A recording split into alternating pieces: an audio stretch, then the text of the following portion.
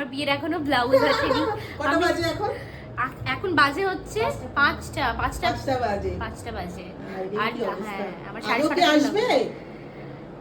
না আসলে আমি কি করবো? দেখো ফিঙ্গার ক্রস। আসবে চলে আসবে। কি অবস্থা, ওর এখনো ব্লাউজ পৌঁছায়নি। হ্যাঁ, এটা ছিল 20 ডিসেম্বর, বিভৎস একটা বিভীষিকাময় দিন ছিল। প্রচুর বৃষ্টি হচ্ছিল, মানে কি বলবো, সব কিছু লেট। তো এটা আমার সেকেন্ড লোকেশন ছিল দত্তপুকুর। তো এটা একটা রিসর্ট ছিল, তো খুব সুন্দর, একদম পরিপূর্ণ জঙ্গলের ভেতরে যাকে বলা যায়। মানে লোকেশন খুঁজতে আমাদের খুব দেরি হয়ে গিয়েছিল। তো দৌড়ে চলে গেছিলাম, তখন প্রায় 5টা বাজে। মানে আমার পাওয়াই যাচ্ছিল না, একটু অনেক ভিতরের মধ্যেই ছিল। তো কোনো রকমে তো ভগবানের আশীর্বাদে পৌঁছে গেলাম। সুন্দর খুঁজে বের করা আমার খুবই কঠিন। হ্যাঁ, এই খোড়া পাটাকে নিয়ে ল্যাংড়াতে দেখছো, বা ঘরের থেকে একটা স্লিপার পরেই আমি চলে গেলাম আমার সেকেন্ড লোকেশনে। এবার আমার মিষ্টি ব্রাইড দেখো বসে। কি বৃষ্টি, কি ঝড় আজকে। একটা ফটো ভালো করে তুলতে পারি। ফটো তুলতে পারবো, ওইখানেও তো জ্বালায় ওখান থেকে শুধু জ্বালাচ্ছে। হ্যাঁ, কি আমরা বেরিয়ে যাবো, এই ছটায় পৌঁছে যাবো।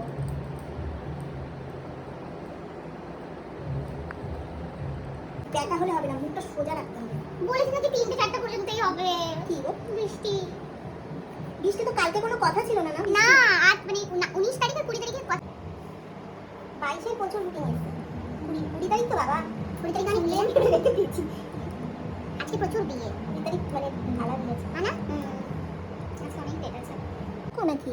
আমি বিহার থেকে বিলং করি আর কলকাতায় চাকরি করতাম, করি এখনো। এখন শ্বশুরবাড়ি আমার শিয়ালদা হয়ে গেল, কলকাতা বাসী হয়ে গেল। এমনি বাঙালি তাই তো? হ্যাঁ, আমার দাদুরা বিহারে শিফট করেছিল ওই চাকরি। হ্যাঁ, চাকরি সূত্রে। হ্যাঁ, এমনি এখান থেকে কোথা পাবে? মুর্শিদাবাদ। সত্যি খুবই খারাপ অবস্থা। ও তো শুনতেই পেলে যে ও ফটো পর্যন্ত তুলতে পারেনি। সত্যি ওদের প্যান্ডেলটা আমি দেখছিলাম, সব উড়ে গেছে, জিনিসপত্র এদিকে সেদিকে লণ্ডভণ্ড হয়ে রয়েছে। মানে সত্যি একটা বিভীষিকাময় অবস্থা। যখন আমি আসছিলাম না লোকেশন দেখতে বাড়ি থেকে যাচ্ছিলাম, তো দেখছিলাম যে সবাই যারা ওপেন করেছে, উইন্টার ভেবে সবাই ওপেন মাঠের মধ্যে যে প্যান্ডেলগুলো করেছে, এক গাদা জলে ভরে আছে সব। মানে সবাই কাদা জল বালি সব ইউজ করছে ঠিক করার জন্য। মানে আমার নিজেরই কান্না পাচ্ছে যে কি অবস্থা। মানে এটা তো বলে কয়ে আসেনি, হুট করে ঝড় বৃষ্টি শুরু হয়ে গেছে, তাও একটা ফেব্রুয়ারি মাসে। এটা কখনো আমরা ভাবতেই পারি না, কারণ এই বিয়ের সিজনে আমরা সেভাবেই সবাই প্ল্যান করি যে এভাবে সব কিছু করবো। ওর তো ব্লাউজটা পর্যন্ত আসেনি। যাই হোক, তারপরে হচ্ছে আমাদেরও অনেকটা লেট হয়ে গেছে। কি করব, ফার্স্ট লোকেশনে হালদি আসেনি, দেরি হয়ে গেছে।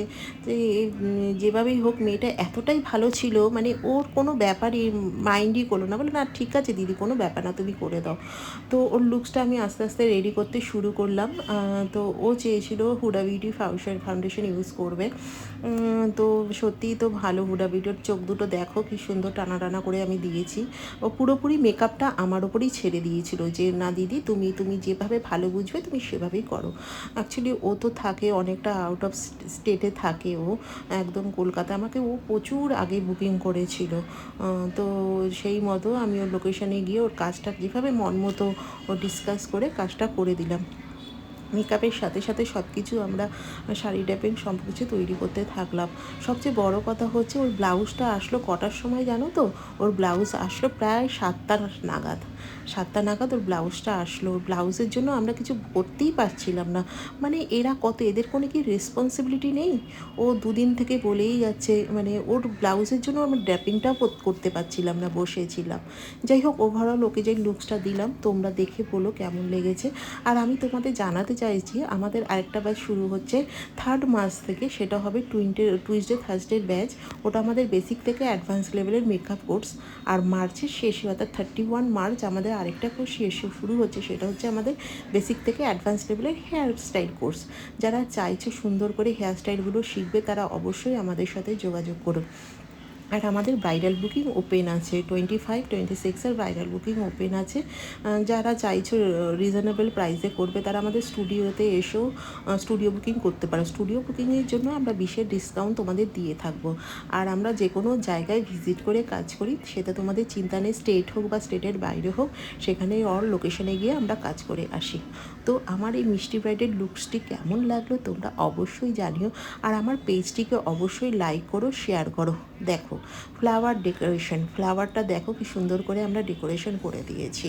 সমস্ত কিছু কি ওভারঅল লুকসটা কীভাবে ক্রিয়েট করতে হবে, মেকআপ থেকে eye makeup, hairstyle all over এত অল্প টাইমের মধ্যে রেডি করে দিয়েছি। আর আমাদের স্টুডেন্টদের আমরা এভাবে শিখিয়ে থাকি কীভাবে তোমরা অল্প সময়ের মধ্যে একটি সুন্দর রিয়েল ব্রাইড তোমরা রেডি করবে। সমস্ত কিছু মার্কেটিং থেকে শুরু করে মেকআপ আইডিয়া, কি করে তোমরা পেজটাকে প্রমোট করবে, সমস্ত কিছু দিয়ে থাকি। এবার দেখো, এবার আমার মিষ্টি ব্রাইডের এত অনুরোধ রাখতে পারলাম না, ওকে বলেছে দিদি তোমাদের খেয়ে যেতেই হবে। আমরা আস্তে আস্তে খাওয়াটা সেরে নিলাম। দেখছিলাম ওর ওখানে ফটোশ্যুট হচ্ছে। ও তো বললোই ও দিনের বেলায় ঝড়ের জন্য কিচ্ছু করতে পারেনি বেচারি, এটা করলো। এবার খাওয়া দাওয়ার শেষে আমরা চলে যেতে লাগলাম। এবার তোমরা দেখো, এই ভিডিওটা আমি আগেও তোমাদের দিয়েছি। দেখো রাস্তা পুরো অন্ধকার, পুরো অন্ধকার। ওদেরই একজন মানে আমাদের আগেই দিয়ে দিয়েছে, এবার ওর গাড়ি করেও আমাদের দিয়েছে। পুরো ভরপুর অন্ধকার তোমরা দেখছো, মানে কি বলবো, কী কী পরিস্থিতির মধ্যে আমাদের কাজ করতে হয়। তো আপকামিং মেকআপ আর্টিস্টরা রেডি থাকো, তোমাদের কোন কোন পরিস্থিতির মধ্যে কাজ করতে হবে। ঝড় বৃষ্টি বাদল যে কোনো পরিস্থিতি